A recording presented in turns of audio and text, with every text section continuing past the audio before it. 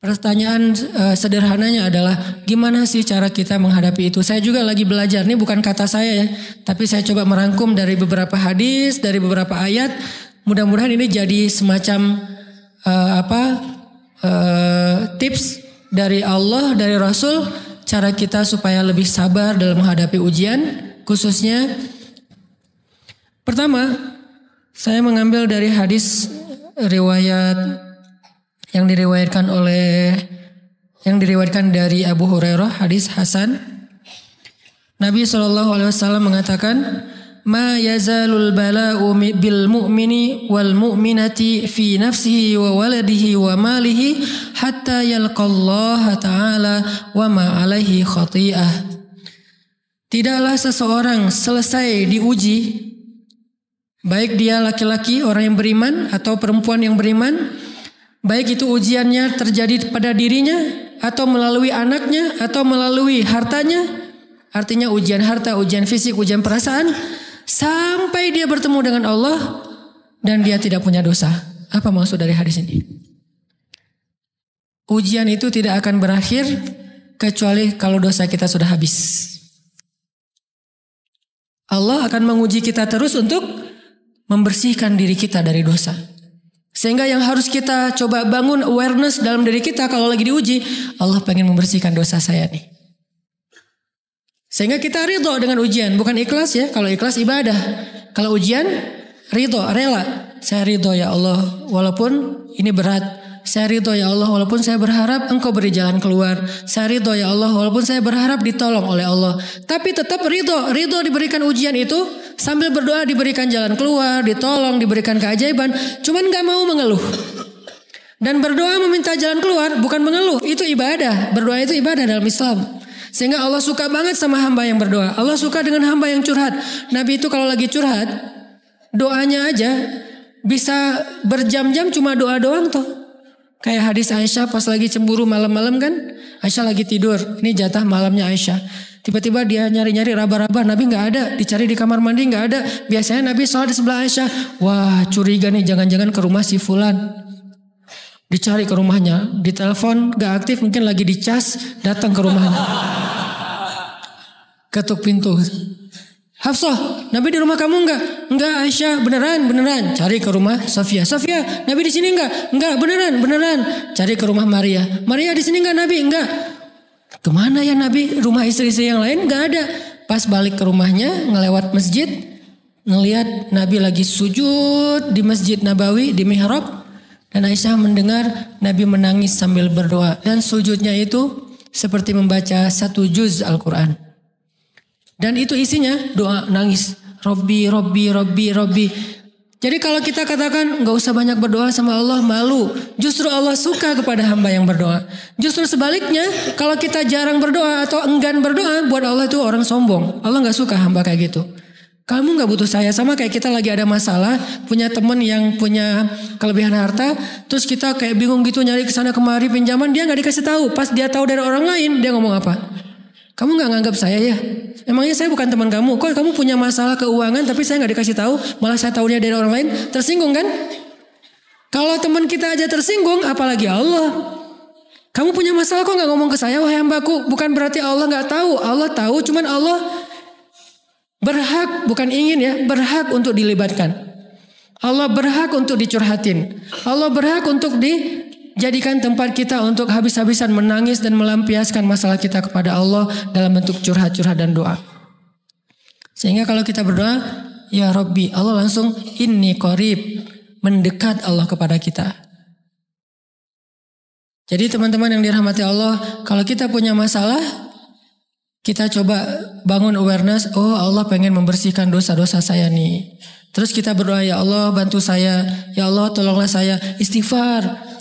Saya kadang-kadang ngerasa nih, kalau ada dosa, ada kesalahan, ada kekeliruan yang saya lakukan, misalnya gitu, kalau saya nggak kuat istighfarnya, bentar lagi akan diuji sama Allah. Ujiannya macam-macam, alhamdulillahnya ujiannya masih ketahan. Pasti diuji sama Allah. Kalau istighfarnya nggak kuat, taubatnya tuh nggak kuat, langsung diuji sama Allah. Dan saya langsung sadar, oh benar berarti yang tadi nih lagi dihapus sama Allah nih. Perkencang lagi, perkuat lagi istighfar. Kenapa? Karena kalau istighfar kita kuat, berarti kan dosa kita dihapus dengan istighfar ya. Otomatis ujian kita durasinya berkurang. Makin kuat istighfar, makin berkurang. Kalau istighfarnya udah mantap, udah selesai, Allah cabut tuh ujian kita. Diganti dengan kebaikan. Jadi teman-teman, kita coba sadari, oh kalau Allah menguji saya, emang saya banyak dosa. Sebelum kita mencari kambing hitam, nyalahin orang lain, sebelum kita marah kepada orang lain, kadang wajar kita marah kepada orang lain gara-gara ucapannya, komennya, teks dari dia, wajar. Tapi sebelum itu, marah dulu kepada diri kita atas dosa dan kesalahan kita yang baru saja kita lakukan. Atau yang dulu kita lakuin dan belum benar-benar kita tinggalkan. Kalau kita ngerasa banyak dosa di masa lalu sebelum kita taubat, hijrah, berarti mungkin itulah alasan kenapa sekarang kita diuji setelah hijrah. Kenapa agak-agak harus jungkir balik setelah kita hijrah? Kenapa harus sedikit berdarah-darah setelah kita hijrah? Anggap aja itu untuk mengkifarat, membersihkan dosa-dosa kita yang telah lalu. Supaya apa? Supaya kalau kita pulang kepada Allah, kita pulang dalam keadaan bersih. Dan itu pasti akan menjadi orang yang paling beruntung. Daripada nanti diberesin di akhirat, mending diberesin di dunia kan? Soalnya kalau diberesin di akhirat itu lebih berat. Akhirat itu perlakuannya beda dengan di dunia. Di dunia kalau kita salah akan dibalas oleh Allah. Kalau kita belum taubat, dibalas oleh Allah sama. Tapi di akhirat ukurannya beda.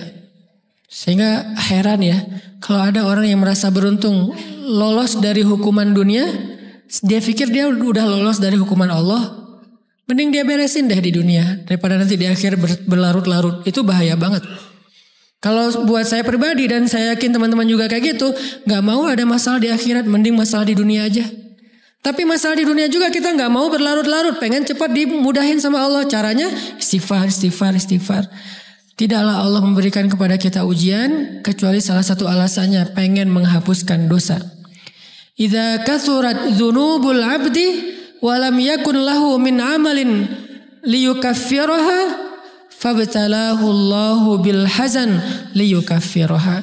Kalau seorang hamba banyak dosa dan dia enggak cukup amal untuk mengkifarat dosa-dosanya, Allah akan menguji dia dengan rasa sedih, dengan rasa kecewa, dengan rasa berat, sakit hati untuk mengkifarat dosa-dosanya. Itu yang kita bangun. Sehingga kalau ada masalah sama orang lain, kita memperbaiki diri dulu. Bukan sibuk dengan kesalahan dia terus menerus yang gak mau kita maafin. Misalnya ada teman kita nih, jadi clash sama kita. Hal pertama yang kita bangun, astagfirullahaladzim saya banyak dosa nih. Tapi kan yang salah dia, ya. Tapi mungkin dia gak akan mengatakan kalimat itu, gak akan bersikap kayak gitu kalau kita gak punya dosa. Allah sengaja mengutus dia untuk menguji kita lewat kata-katanya, lewat perilakunya, karena kita punya dosa. Jadi penyebab pertama diuji itu bukan teman kita yang salah, itu penyebab kedua. Memang dia salah dan itu harus kita akui, realistis lah. Dia salah, dia gak pas, dia gak bijak, dia apa. Oke, tapi yang mentakdirkan dia salah kepada kita, Allah Subhanahu Wa Taala. Kenapa Allah takdirkan gitu? Karena kita masih punya banyak dosa. Allah kirim kita ujian, bisa manusia, bisa alam, bisa dalam diri kita sendiri. Itu semuanya adalah cara Allah untuk menguji kita dan membersihkan dosa-dosa kita. Ini yang kita bangun pertama. Yang kedua, kata Nabi di dalam hadis Bukhari, "May yuridillahu bihi khairan." Yang terkenal kan yufaqihu fiddin, itu yang terkenal. Ternyata ada dua modelnya. Ada may yuridillahu bihi khairan yufaqihu fiddin. Siapa yang Allah pengen kasih dia kebaikan agama, kebaikan, Allah akan buat dia mengerti halal dan haram. Itu berarti Allah sayang sama dia. Ini satu model hadis. Ada model yang kedua, mirip redaksinya. May yuridillahu bihi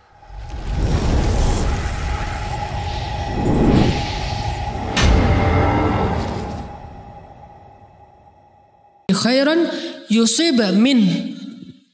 Hadis Bukhari. Siapa yang Allah pengen ngasih dia kebaikan, Allah uji. Hah? Kok gitu caranya? Ternyata kayak gitu rahasianya. May yuridillahu bihi khairan, may yuridillahu bihi khairan. Siapa yang Allah pengen ngasih dia kebaikan, Allah kasih dia musibah atau ujian. Kenapa bisa seperti itu Ustaz? Fa inna ma'al usri yusra, inna ma'al usri yusra. Seolah-olah Allah bilang di dalam ayat itu, kalau kalian mau dapat kemudahan, biasanya lewatnya kesusahan dulu. Kalau kalian pengen dapat keberuntungan, biasanya dapatnya kerugian dulu. Tapi keberuntungan dan kerugiannya pasti nggak sebanding. Keberuntungannya jauh lebih besar daripada kerugiannya. Kerugian itu kayak modal doang, DP. Jadi kalau kita mau dapat kejutan dari Allah, Allah kasih kita DP. DP-nya apa? Ujian. DP-nya musibah. DP-nya rasa nggak nyaman. Itu DP tuh. DP terhadap apa? DP dari Allah terhadap hadiah-hadiah besar yang Allah pengen ngasih ke kita setelahnya. Cuman banyak orang yang menolak DP ini. Sama kayak kita misalnya. Kalau kita mau ngasih dia hadiah, kita kasih dia kayak kejutan dulu. Dia lagi ulang tahun nih, disiram air dulu. Setelah itu dikasih hadiah-hadiah yang mahal. Rela gak disiram air demi hadiah? Rela, udah siramin lagi aja. Kalau setelahnya ada hadiah. Yang kita gak rela kalau setelah disiram disuruh bersih-bersih sendiri dan gak dikasih apa-apa, kan gak rela tuh. Berarti ini bab iman. Yakin gak kalau Allah tetap ngasih hadiah? Kan sabar dan iman itu ternyata tahu aman, kembar. Kalau kita yakin Allah ngasih hadiah setelah ngasih kita DP ujian, ya kita akan sabar. Gak apa-apa deh, bentar lagi mau dikasih hadiah, digini-giniin juga gak masalah. Dibully, diapain sama Allah, biarin aja. Ya Allah saya sabar, kan bentar lagi mau dikasih hadiah nih. Ini masalah yakin. Tapi kalau kita gak yakin, apa sih maunya Allah gitu kan? Begitu kalimat ini keluar, maka yang muncul setelahnya adalah mengeluh, berputus asa, dan gak akan sabar menghadapi ujian. Ujian, kata Nabi, may yuridillahu bihi khairan, siapa yang Allah pengen kasih hadiah, siapa yang Allah pengen kasih kejutan, siapa yang Allah pengen kasih pertolongan, siapa yang Allah pengen kasih kebaikan, yusib min, Allah akan uji dia dulu. Ini sunnatullah. Sehingga kalau kita lagi diuji, yang kita lihat jangan ujiannya, apa setelah itu. Gimana ngelihatnya Ustaz gak kelihatan? Dengan mata hati. Istafti qalbak, tanya kepada hatimu, kelihatan gak? Dengan mata hati. Gimana ngelihat dengan mata hati? Dengan iman, saya percaya Allah pasti ngasih kebaikan setelah ini. Orang Allah sendiri yang ngomong, gak ada satu huruf pun di Al-Quran yang salah. Apalagi satu ayat, apalagi dua ayat. Fa inna ma'al usri yusra. Ditegesin lagi. Inna ma'al usri yusra. Tapi usr dulu, baru yusr. Dikasih kesusahan sedikit, dikasih kemudahan yang banyak. Dikasih kesusahan sedikit, dikasih kemudahan yang banyak. Ini yang kita coba bangun tajdidul iman. Bangun memperbaharui yakin. Sehingga ketika kita diuji, sedih, wajar. Mengaduh sedikit bukan mengeluh ya. Kalau mengeluh kan nyalahin Allah. Kalau ngaduh, yang namanya orang dicubit kan itu ngaduh. Tapi kalau apa sih maunya Allah? Nah itu ngeluh. Antara mengadu dengan mengeluh berbeda. Mengadu itu manusiawi. Sedih itu manusiawi. Air mata bahkan bukan hanya manusiawi, itu rahmat dari Allah. Orang yang gak bisa menangis itu yang bahaya. Kalau kita masih bisa menangis, berarti kita masih peka hatinya. Bukankah anak kecil paling sering menangis? Berarti hatinya peka. Siapa lagi selain anak kecil yang paling sering menangis? Cewek. Cowok itu emang gak punya perasaan, makanya jarang nangis. Cewek dikit-dikit nangis. Jangan bilang, cemen banget sih nangis apa, cengeng apa. Enggak, karena dia perasaannya lebih peka dari kita. Itulah kenapa Allah menitipkan bayi kepada perempuan. Kalau dititipin ke laki-laki hancur. Di balik kepekaan perempuan, di balik sensitifnya perempuan, di balik perasaannya yang luar biasa, di situ Allah Subhanahu wa taala menitipkan amanah, dia yang paling baik dalam merawat bayinya. Perempuan secara umum mungkin lebih banyak bicara daripada laki-laki ya. Walaupun ada orang yang perempuan pendiam banget, ada yang nggak ngomong sama sekali, misalnya diem-diem aja, ada. Tapi secara umum perempuan lebih banyak berucap daripada laki-laki. Emangnya ini kekurangan? Bukan. Ini kelebihan. Kalau dia berikan itu dalam hal yang tepat. Apa yang tepat? Mendidik anak. Justru karena perempuan banyak ngomong, lebih baik dalam mendidik anak daripada laki-laki. Laki-laki itu kurang mendidik, kurang mengedukasi kepada anak dengan usia tertentu karena dia jarang memahamkan. Salah hanya marah, salah hanya ditegur. Kalau ibunya jelasin gini sebelum tidur ibunya yang ceritain banyak cerita. Saya sendiri ngalamin sering mana seorang ayah sama ibu interaksi sama anak dalam bentuk verbal. Sering ibu. Jadi menangis itu rahmat dari Allah. Gak apa-apa, nangis aja. Dan itu tidak disebut mengeluh. Kamu kok nangis? Kan orang Islam harus sabar. Emangnya nangis dengan sabar itu bertolak belakang? Sabar tetap sabar ya. Nangis jalan aja terus nangis. Nangis apa pakai nangisnya nggak cuma nangis doang. Emotikonnya juga nangis, berderai-derai gitu. Sampai air matanya menggenang gitu kan ya. Boleh lah. Ditambah lagi dengan visual menangisnya. Posting bahwa dia lagi tertusuk duri. Dengan postingan kaktus atau apalah. Dia pengen share ke semua orang bahwa saya sedang sedih. Sehingga nanti ketika ada orang yang menghibur dia dengan sedikit kata-kata yang sabar ya segala macam. Wah makin berderai-derai. Itu belum jadi. Kecuali dia keluarkan kata-kata mengeluh. Baru dia disebut orang yang banyak mengeluh. Berputus asa. Kalau mengaduh wajar. Walaupun ada nabi udah diuji berat gak mau mengaduh. Apalagi ngeluh. Zakaria. Digergaji mengadu aja enggak. Kenapa? Karena kata malaikat kalau kamu mengaduh sedikit aja, maka Allah Subhanahu wa taala akan menghancurkan kaum ini. Dia kasihan kepada kaumnya enggak mau mengaduh. Satu-satunya orang yang kita tidak boleh mengaduh hanya orang tua. Atau itu mengeluh kalau untuk orang tua. Kalau yang lain enggak disebut mengeluh. Kalau ke teman malas enggak apa-apa. Jangan sering-sering tapi. Apaan sih? Ke teman boleh. Tapi ke orang tua, saja. Itu bukan lagi mengadu, itu sudah mengeluh. Khusus untuk orang tua. Kalau diantara manusia. Kalau kepada Allah dan Rasul, pastinya lebih dari itu. Ketika kita diam saja, tidak langsung beranjak, sami'na wa ata'na labbaika ya rabbi wa sa'daik, gak memenuhi panggilan Allah, itu sudah disebut bagian dari kufur ingkar.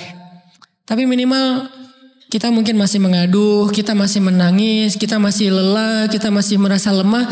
Setidaknya kita tidak mengeluh. Kenapa?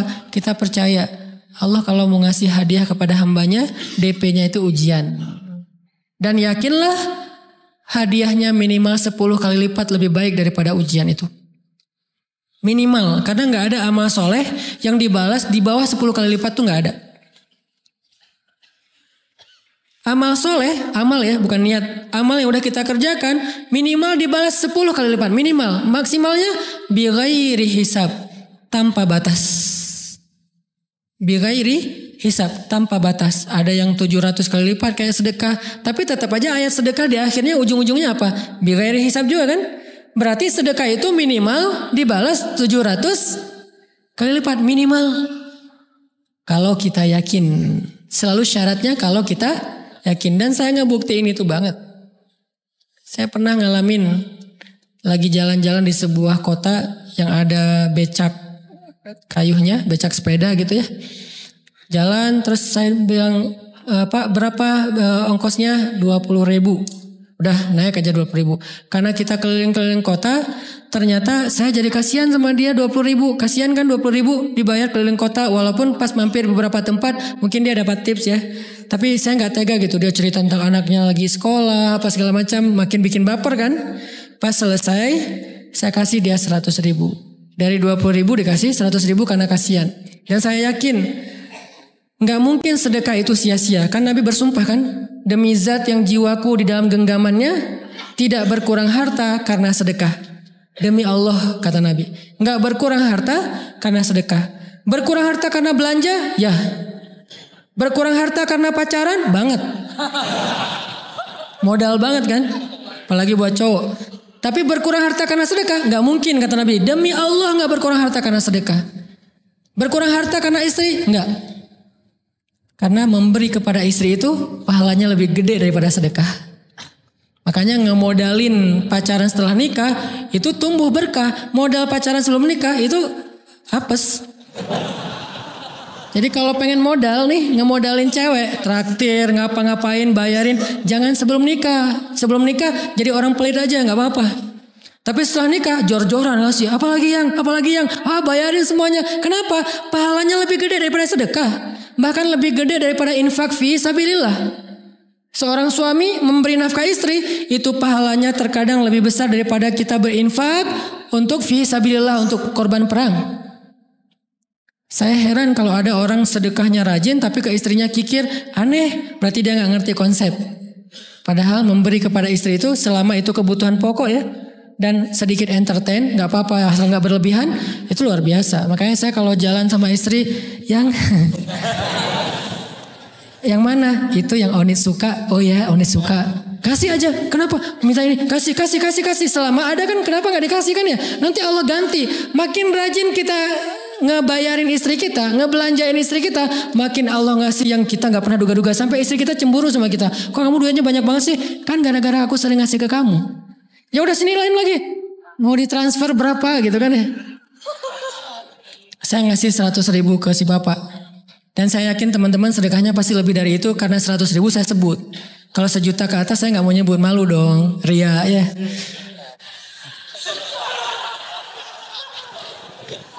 Sebenarnya gak pernah sih. 100.000 deh. Karena kan kecil. Saya kasih 100.000. Ternyata begitu saya kasih 100.000 dia doa. Nah ini nih pentingnya sedekah ke orang yang membutuhkan tapi gak minta-minta. Dia tulus. Dia langsung doa, ya Allah Pak mudah-mudahan rezekinya lancar, berkah, bertambah dan segala macam, bahagia keluarganya. Doa-doa ini semuanya dikabulkan dalam hitungan hari. Pertama bertambah bahagia rumah tangganya, dapat kecupan dari istri. Dia nganggap suami saya cowok banget sih. Mulai satu nih. 2. Demi Allah, selang 15 jam kalau nggak salah, karena waktu itu malam, besok paginya ada orang yang ngejar-ngejar saya pengen ngasih hadiah. Ustadz, saya pengen ketemu Ustadz. Maaf, saya nggak bisa ketemu sekarang, lagi rush, lagi tight schedule, gitu-gitulah, sok-sok gaya nggak jelas gitu ya. Terus Ustadz, saya pengen banget ketemu. Dia nggak ngomong pengen ketemu apa. Kalau dia bilang mau ngasih duit kan langsung saya prioritaskan kan ya. Berhubung dia nggak ngomong, ya udahlah, saya sosok jual mahal gitu. Tapi yang namanya rezeki kan gimana kita tolak, dia datang kan. Saya nolak.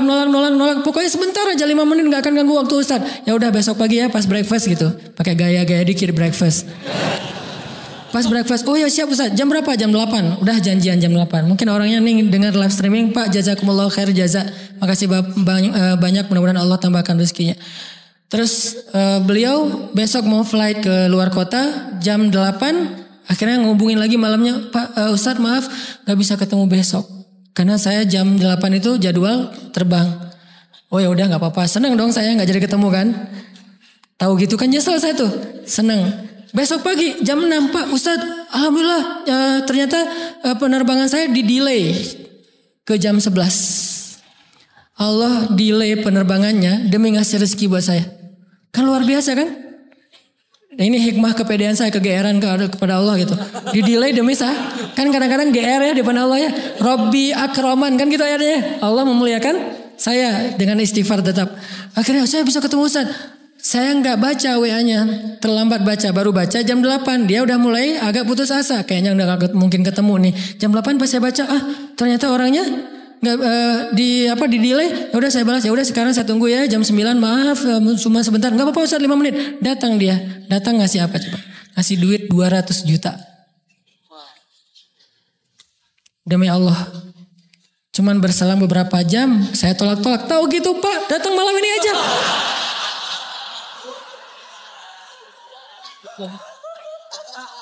Harusnya malam itu juga saya cari orangnya. Kalau perlu saya yang nyamperin Bapak. Sherlock, saya kejar.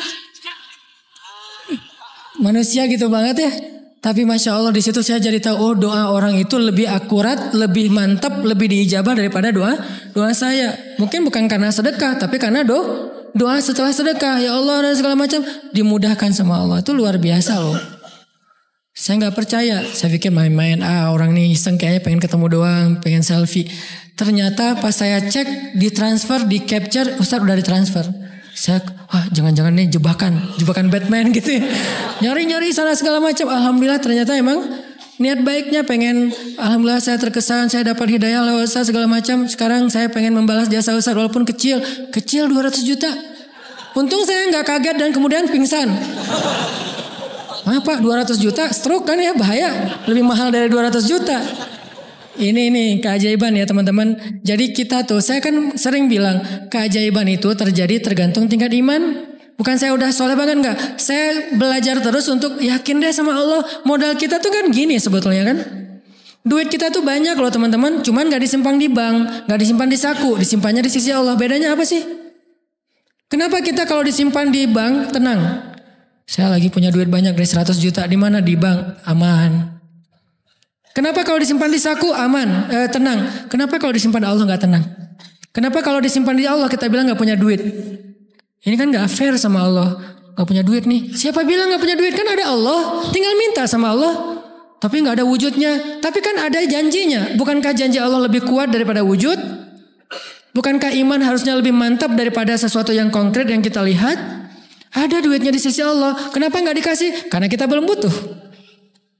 Kalau kita yakin duit kita itu ada di Allah, tapi dikasihnya pas kita butuh. Begitu butuh ya Allah, langsung dikasih sama Allah. Itu banget benar-benar terjadi dalam kehidupan kita. Pasti kayak gitu.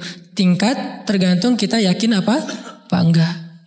Nih kalau Allah bilang may yuridillahu bihi khairan, Allah kalau pengen ngasih hadiah kepada seorang hamba, Allah kalau pengen ngasih kejutan kepada seorang hamba, yusib. Allah kasih dia ujian sedikit aja. وَلَنَبْلُوَنَّكُمْ بِشَيْءٍ sedikit بِشَيْءٍ مِنَ الْخَوْفِ وَالْجُوعِ وَنَقْصٍ مِنَ الْأَمْوَالِ وَالْأَنْفُسِ وَالثَّمَرَاتِ وَبَشِّرِ الصَّابِرِينَ. Kami uji sedikit aja dengan rasa lapar, dengan rasa takut, dengan sedikit kekurangan ini dan itu, sedikit. Tapi wabasyiris sabirin, sampaikan kejutan kepada orang yang bersabar. Sampaikan kejutan kepada orang bersabar. Jadi bisa dibilang kejutan-kejutan hidup kita itu munculnya dengan iman dan sabar. Dengan iman dan sabar. Iman artinya yakin, husnuzon sama Allah. Ana inda dhanni abdi bi. Aku tergantung prasangka hambaku kepadaku.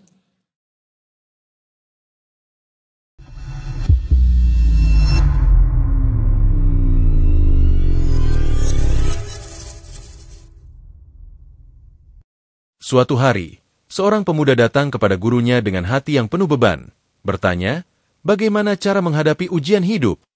Sang guru, dengan senyum penuh ketenangan, menjelaskan bahwa ujian dalam hidup bukanlah tanda kebencian Allah, melainkan wujud kasih sayangnya. Ia mengutip sebuah hadis, di mana Nabi Muhammad SAW bersabda bahwa ujian akan terus hadir dalam hidup seorang mukmin, baik melalui diri, keluarga, maupun harta, hingga dosa-dosanya bersih. Bayangkan ujian itu seperti hujan yang membasuh kotoran di jalan. Meski terasa dingin dan tidak nyaman, tanpa hujan, jalan itu takkan pernah bersih, kata sang guru. Sikap terbaik bukan sekadar ikhlas, tapi rida, menerima dengan penuh kesadaran bahwa setiap ujian adalah proses pembersihan diri, sambil terus berdoa tanpa mengeluh. Di malam yang sunyi, sang guru melanjutkan kisah tentang Aisyah radhiyallahu anha, yang pernah mencari Nabi Muhammad SAW karena merasa kehilangan. Aisyah menemukannya sedang sujud dalam doa yang panjang, menangis penuh haru. Lihatlah, bahkan Rasulullah, manusia paling mulia, menghabiskan waktu berjam-jam untuk curhat kepada Allah, kata sang guru. Dari sini, ia menekankan bahwa berdoa bukanlah tanda kelemahan, melainkan bentuk ketergantungan yang penuh cinta kepada Sang Pencipta. Allah senang ketika hambanya datang dengan segala keluh kesah, bukan karena dia tidak tahu, tapi karena dia ingin kita melibatkannya dalam setiap rasa. Justru, orang yang jarang berdoa dianggap sombong, seolah-olah tak butuh Allah. Akhirnya, sang guru berkata dengan penuh keyakinan, jika Allah mencintaimu, Dia akan mengujimu. Ujian adalah DP, down payment, untuk hadiah besar dari Allah. Sama seperti seseorang yang rela disiram air saat ulang tahun demi kejutan istimewa setelahnya, begitu pula ujian adalah pendahulu dari kebahagiaan yang lebih besar. Kuncinya ada pada keyakinan, iman bahwa setelah kesulitan akan ada kemudahan. Bukan berarti kita tidak boleh merasa sedih. Menangis itu wajar, bahkan penuh rahmat. Tapi bedakan antara mengadu dan mengeluh. Mengadu adalah ekspresi rasa, sedangkan mengeluh adalah bentuk ketidakpuasan kepada takdir. Yakinlah, sang guru menutup ceritanya, setiap tetes air mata yang jatuh dalam doa akan diganti Allah dengan kebahagiaan yang lebih indah di waktu yang tepat.